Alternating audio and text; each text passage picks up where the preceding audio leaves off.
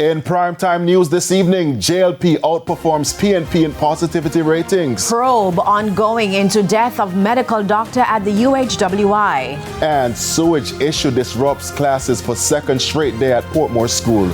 Good evening and welcome to primetime news. We're live on air and online at onespotmedia.com. I'm Anthony Lug. And I'm Janella Precious. A special welcome also to our viewers on TVJ International in the Cayman Islands. Now, later in this newscast in the business news, the recession debate continues. And guess what, Janella? It's the big show. Guess who's here? Jermaine Brown is here to give us a preview of what's to come in sports. Right, thank you, Anthony. Well, the PICA, they're asking overseas athletes and local sporting associations to get those documents in order for these athletes to get their passports. We'll tell you more a bit later on. And Romain is back with us, and he has a preview of what's to come in the weather report and forecast. Romain?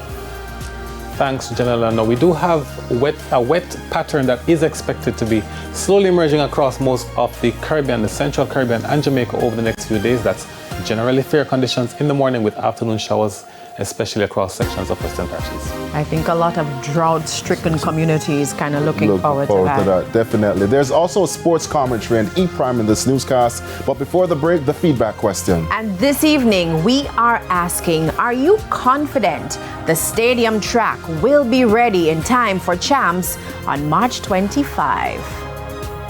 Share comments online, facebook.com/televisionjamaica, and post on X at TVJ News Center. Please stay with us. Primetime News returns after this break.